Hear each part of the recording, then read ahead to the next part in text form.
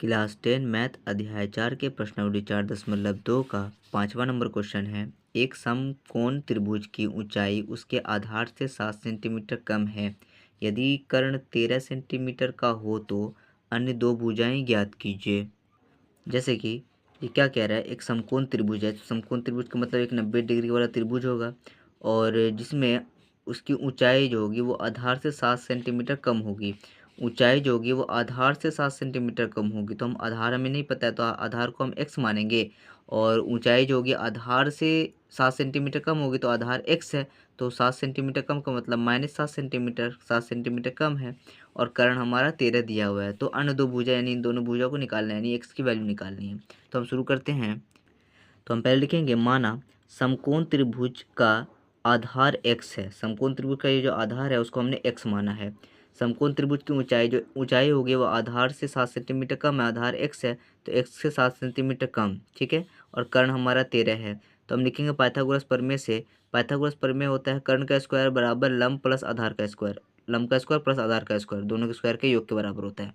तो 13 का स्क्वायर यानी कर्ण का स्क्वायर 13 है और एक्स जो है वो हमारा आधार है, आधार हमारा एक्स स्क्वायर और लंब हमारा x-7 का होल स्क्वायर।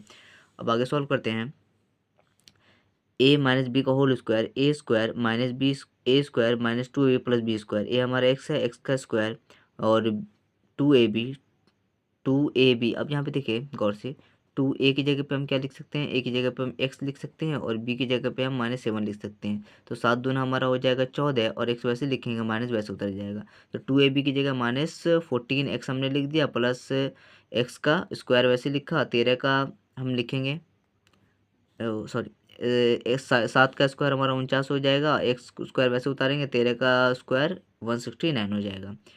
अब हम देखें कि एक्स स्क्वायर और यहाँ पे भी एक्स स्क्वायर है तो 2x स्क्वायर हो गया और 14x है यहाँ पर तो हम 14x वैसे उतार देंगे और 49 है और ये 169 है, ये बराबर किस तरफ आएगा, माइनस में हो जाएगा। तो हम इसको माइनस में लिख देंगे और इसे प्लस में लिख देंगे इज इक्वल 0। यहाँ पे कुछ नहीं बचा क्योंकि सभी नंबर इधर आ गया। 2x स्क्वायर वैसे लिखेंगे, -14x वैसे लिखेंगे और इन दोनों को घटाएंगे तो आएगा 120, क्योंकि माइनस का चिन्ह बड़ा इसलिए माइनस का चिन्ह लग गया इज इक्वल 0। अब देखें हम 2 और 2x स्क्वायर, 14x और 120, इसमें कॉमन क्या है, इसमें सब में कॉमन 2 है, 2 बाहर निकाल लेंगे।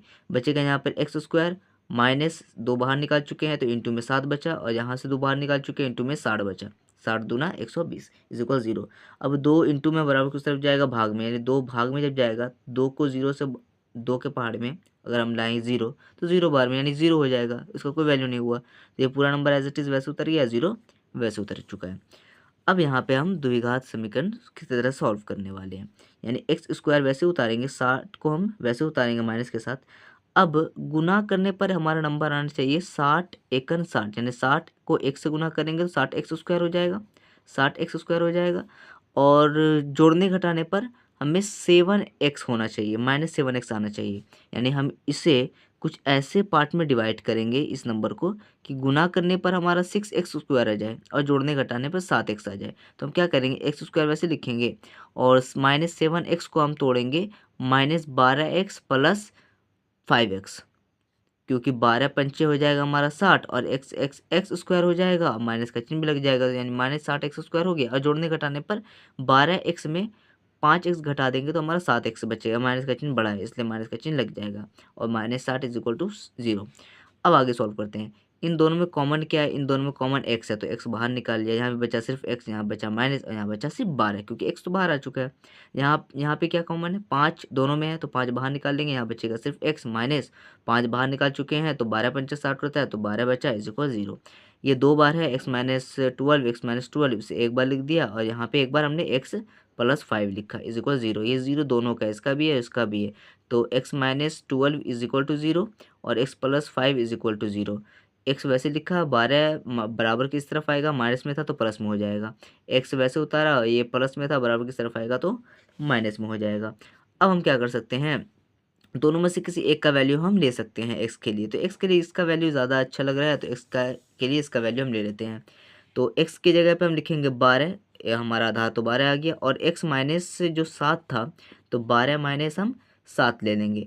तो तो हमारे पास बचेगा सिर्फ 5। तो ये हमारा लंब हमारा 5 हो गया ऊंचाई और आधार हमारा 12 हो गया। तो ये हमारा आंसर है।